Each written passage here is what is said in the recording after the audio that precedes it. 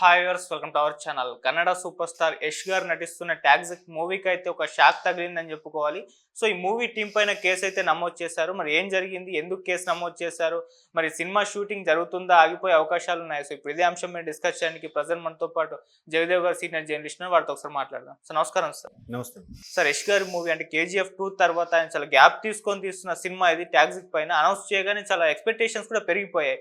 అయితే ఇప్పుడు సడన్ గా ఈ సినిమాకి సంబంధించిన ఒక వార్త వైరల్ అవుతుంది. సినిమా టీం పైన కేసు FIR నమోదు చేశారు, కేసు అయింది అని చెప్పేసి చెప్తున్నారు. ఏం జరిగింది, ఏం కేసు పెట్టారు, మరి ఎటువంటి పరిస్థితులకి ఇది దారితీసే అవకాశం ఉంది సార్? నేను అది రీసెంట్గా విన్నది ఏంటంటే, కన్నడ మూవీ, అదే మన Kannada super star Yash, of course pan India super star after KGF. So ఇప్పుడు ఆయన సొంత బ్యానర్ కొంత, తర్వాత వేరే కన్నడలో ఫేమస్ ఉన్న బ్యానర్తో పాటు కలిపి తీసుకుంటున్న సినిమా. ఇది కూడా ఒక గ్యాంగ్స్టర్ హై డ్రామాతో మూవీ లాంటిదే. ఎందుకంటే ఆయన కూడా అందులో ఆల్మోస్ట్ ఆల్ మాన్స్టర్ అని చెప్తూ పెద్ద గ్యాంగ్స్టర్ లాంటిదే, ఒక డాన్ క్యారెక్టర్. సో దానికి మళ్ళీ సూట్ అయ్యేలాగా అంత కరెక్ట్గా స్టోరీ తీసుకున్నా చేశారు. అయితే ఇప్పుడు సినిమా ఫెసిలిటీస్ పరంగా చూసుకుంటే బాలీవుడ్ అంతా కూడా ముంబై బేస్, సౌత్ అంతా కూడా not only Bollywood, north maximum Mumbai base, south అంతా కూడా చెన్నై బేసు, మద్రాస్. కానీ దానికి తలదన్నేలాగా హైదరాబాదు తయారైంది తెలుగు టాలీవుడ్కి సంబంధించి. అదే శాండిల్వుడ్, మాలీవుడ్. తమిళనాడుని కోలీవుడ్ అంటారు, మనల్ని టాలీవుడ్ అంటారు, కర్ణాటకని శాండిల్వుడ్ అంటారు, అంటే చందనం అది ఎక్కువ దొరుకుతుంది కాబట్టి. మలయాళంని మాలీవుడ్ అంటారు.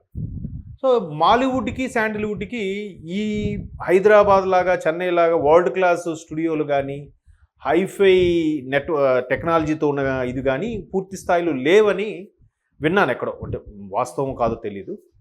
అయితే వాళ్ళు ఏం చేస్తున్నారంట, కర్ణాటక ఇండస్ట్రీ కానీ మలయాళం ఇండస్ట్రీ వాళ్ళు కానీ పక్క రాష్ట్రాలకి, చెన్నై కానీ హైదరాబాద్ వెళ్ళిపోతున్నారు. ఇప్పుడు ఫిల్మ్ సిటీ ఉంది, రామోజీ ఫిల్మ్ సిటీ, అందులోకి వెళ్తే కంప్లీట్గా పేర్ల నుంచి ఎండ్ కార్డ్ వరకు అన్నీ షూట్ చేసుకొచ్చి వచ్చారు. ఓపెన్ ప్లేస్ కావాలా, ఒక 100 ఎకరాలు ఉంది అవైలబుల్. పెద్ద స్టూడియోలు కావాలా, అవైలబుల్. ఆల్రెడీ సెట్లు కావాలా, అవైలబుల్. పౌరాణిక సినిమాలకు కూడా తీసుకోవచ్చు, ఎటువంటివైనా తీసుకోవచ్చు. ఒక village setup okay. Baahubali, RRR ఎలా చేశారు? సో బాలీవుడ్ వాళ్ళు కొన్ని హాలీవుడ్ సినిమాలు కూడా ఫిల్మ్ సిటీలో షూట్ అవుతున్నాయి. ఈవెన్ తమిళనాడు వాళ్ళు కూడా ఇక్కడికి వస్తున్నారు.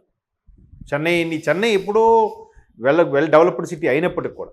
సో ఈ రెండింటిగా ఉన్నాయి. కానీ కర్ణాటకకి వెళ్ళక అంత లేకపోవడం, ఆ గవర్నమెంట్లు ఏమని అనౌన్స్ చేశాయంట, మ్యాక్సిమం కన్నడ సినిమాలు ఏవైతే ఉన్నాయో కన్నడలో షూట్ చేసేలాగా, కన్నడ పరిసర ప్రాంతాల్లోనే. మలయాళం వాళ్ళు కేరళ పరిసర ప్రాంతం చూసిన వాళ్ళకి సబ్సిడీ, కన్నడ పేరుతో ఉంటే ఒక సబ్సిడీ, కన్నడలోనే సినిమా షూటింగ్లు ఏవైతే ఇంకోస్త సబ్సిడీ, అట్లా తక్కువ బడ్జెట్కి సినిమా అయ్యేలాగా వాళ్ళు కొన్ని ఇండస్ట్రీకి ప్రభుత్వం అవకాశాలు ఇస్తుంది. సో దాంట్లో భాగంగా ఇప్పుడు ఈయన సూపర్ స్టార్ అయ్యాడు కాబట్టి, పాన్ ఇండియా స్టార్ కాబట్టి, ఈయన KGF లాంటి కావాలంటే ఖచ్చితంగా మనం ఫిల్మ్ సిటీలోనూ ఎక్కడ తీసుకోవచ్చు. సో కన్నడలోనే చేయాలని తలంపుతో మేబీ ఆ థాట్ అయ్యి ఉండొచ్చు, లేదంటే వాళ్ళకి అక్కడ లొకేషన్ నచ్చి ఉండొచ్చు. సో ఒక అడవికి రిలేటెడ్గా ఉండే కొన్ని పదుల సంఖ్యలో, మరి వందలు అని అన్న కానీ పదుల సంఖ్యలో కొన్ని చెట్లు కొట్టేసి ఆ సెట్కి షూటింగ్కి వాడుకున్నారంట. అది ఆ మధ్యన చెప్పారు, మీరెవరో చెప్పినట్టున్నారు. బిఫోరు ఆఫ్టర్ అని కొన్ని, ముందు చెట్లు గుబురుగా ఉన్నది, ఇప్పుడు కట్ అయిపోయింది, కట్ చేసిన తర్వాత అని కొన్ని చూసాం.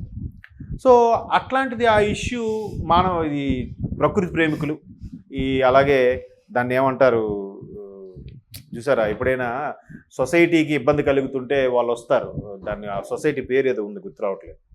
సో వాళ్ళు ఈ స్వచ్ఛంద ప్రేమికులు ఆ నోట ఈ నోట బాగా వైరల్ చేసేసరికి ఇప్పుడు అది వాళ్ళు ఫారెస్ట్ డిపార్ట్మెంట్ వాళ్ళు కూడా గవర్నమెంట్కి కంప్లైంట్ చేయడం, అన్నీ చేయడంతో సుమోటోగా స్వీకరించి FIR నమోదు చేశారు. ఒకటి, యష్ గారి మీద కూడా ఎందుకు అందులో ఇన్వాల్వ్ చేయాల్సి వచ్చిందంటే, ఆ సినిమాకి సంబంధించిన ఒక బ్యానర్ ఈయనది కూడా ఉంది, యష్ సంబంధించిన బ్యానర్ ప్రొడక్షన్ కూడా ఉంది, సమ్ KVN ఏదో ప్రొడక్షన్ ఒకటి ఉంది, వాళ్ళు హోంబలేలాగా మంచి ప్రొడక్షన్ వాళ్ళది కెనడాలో. సో ఈ రెండు అసలు నిజంగా చెట్టు పెరగాలంటే ఎన్ని సంవత్సరాలు అవుతుంది. అలాంటిది ఇప్పుడు కన్నడ తమిళనాడు బార్డర్ ఏవైతే ఉన్నాయో, ఈ ఊటీ అంటే వెస్ట్రన్ ఘాట్స్ అంటారు, మన పశ్చిమ కనుమలు చూసారా, ఈ పశ్చిమ కనుమల భాగాలన్నీ కూడా చల్లగా గుబురుగా పచ్చని తేయాకు తోటలు వాడుతూ చాలా పచ్చదనంగా ఉంటుంది. మనకి కర్ణాటక తమిళనాడు బార్డర్ ఊటీ ఇవన్నీ కూడా. సో ఎక్కువగా పచ్చదనం ఉండేది కూడా. సో అలాంటి మంచిది కాపాడుకునే ప్రయత్నం చేయాలి కానీ సినిమా వాళ్ళు షూటింగ్ కోసం ఇప్పుడు ఇవాళ రేపు CGI వచ్చాయి కదండి, గ్రాఫిక్స్ వచ్చాయి, గ్రీన్ మ్యాట్ వేస్తున్నారు, బ్లూ మ్యాట్ వేస్తున్నారు.